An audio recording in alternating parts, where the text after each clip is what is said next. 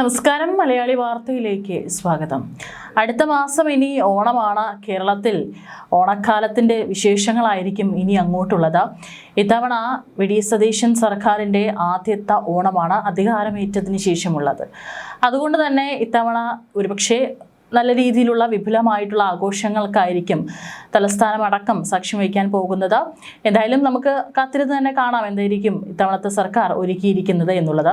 ഏതായാലും ഓണവിപണി നടത്തിപ്പിനായി സപ്ലൈകോയ്ക്ക് 200 കോടിയും AAY വിഭാഗത്തിന്, അതായത് മഞ്ഞ കാർഡ് ഓണക്കിറ്റിനായി 53 കോടിയും ഉൾപ്പെടെ 253 കോടി രൂപ അടിയന്തരമായി അനുവദിച്ച് സംസ്ഥാന സർക്കാർ. ഭക്ഷ്യ സിവിൽ സപ്ലൈസ് വകുപ്പ് മന്ത്രി അനൂപ് ജേക്കബിന്റെ അഭ്യർത്ഥന പ്രകാരമാണ് മുഖ്യമന്ത്രി വി.ഡി. സതീശന്റെ ഇടപെടലിനെ തുടർന്നാണ് നടപടിയെന്നാണ് വരുന്ന റിപ്പോർട്ടുകൾ. മുൻ സർക്കാരുകളൊന്നും ഇത്രയും തുക ഒന്നിച്ചനുവദിച്ചിരുന്നില്ലെന്നാണ് ഭക്ഷ്യമന്ത്രി അറിയിച്ചിരിക്കുന്നത്. പുതുക്കിയ ബജറ്റിൽ 315 കോടി രൂപ അനുവദിച്ചതിൽ 20 കോടി ആദ്യം ലഭിച്ചിരുന്നു. തുക ചെലവഴിച്ച ശേഷം കൂടുതൽ തുക ആവശ്യമുണ്ടെങ്കിൽ സർക്കാരിനെ വീണ്ടും സമീപിക്കാമെന്നും മന്ത്രി അറിയിച്ചു.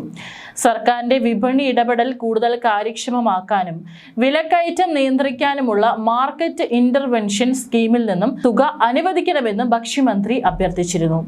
ഏതായാലും ഇത്തവണയും ഓണക്കിറ്റ് ലഭിക്കുമെന്ന് തന്നെ വിചാരിക്കാം.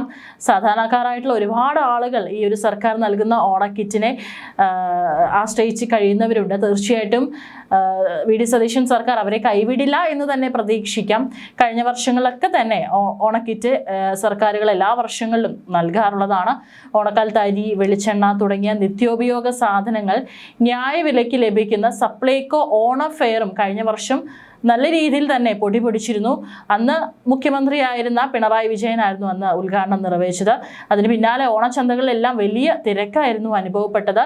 എല്ലാ ജില്ലകളിലും ഓണം ഫെയറുകളും നിയോജക മണ്ഡലങ്ങളിൽ പ്രത്യേക ഓണച്ചന്തകളും കഴിഞ്ഞ വർഷങ്ങളിൽ സംഘടിപ്പിച്ചിട്ടുണ്ടായിരുന്നു. കഴിഞ്ഞ വർഷം ഓഗസ്റ്റ് 25 മുതൽ സെപ്റ്റംബർ 4 വരെയായിരുന്നു ഓണം ഫെയറുകൾ സർക്കാർ നടത്തിയിട്ടുണ്ടായിരുന്ന. പൊതുവിപണിയുമായി താരതമ്യം ചെയ്യുമ്പോൾ ഏകദേശം 35% വരെ വിലക്കുറവ് ഉണ്ടാവും ഇത്തരത്തിലുള്ള ഓണവിപണികളിൽ. ചില ഉൽപ്പന്നങ്ങൾക്ക് 50% വരെ വിലക്കുറവുണ്ടായിരുന്നു. അതൊക്കെ തന്നെ സാധാരണക്കാരായിട്ടുള്ള ജനങ്ങൾക്ക് ഏറെ ആശ്വാസകരമാണ് എന്നുള്ളതാണ്. കാരണം ഓണമാകുമ്പോൾ പ്രത്യേകിച്ച് ഇപ്പോൾ തീപിടിച്ച വിലയാണ് സാധനങ്ങൾക്കൊക്കെ. അപ്പോൾ സർക്കാർ ഇത്തരത്തിൽ വലിയ ശതമാനം വിലക്കുറവിൽ സാധനങ്ങൾ നൽകുമ്പോൾ അത് വലിയൊരു ആശ്വാസം തന്നെയാണ് ഒരു വിഭാഗം ജനങ്ങൾക്ക്. തീർച്ചയായിട്ടും ഇത്തവണത്തെ ഓണം പൊടിപൊടിക്കും വി.ഡി. സതീശൻ സർക്കാർ എന്ന് തന്നെ നമുക്ക് പ്രതീക്ഷിക്കാം, കാത്തിരിക്കാം. ഏതായാലും കുറച്ച് ദിവസങ്ങൾ കൂടിയുണ്ട്. അടുത്ത മാസം അവസാനത്തോടു കൂടിയിട്ടാണ് ഇത്തവണത്തെ ഓണം വരുന്നത്.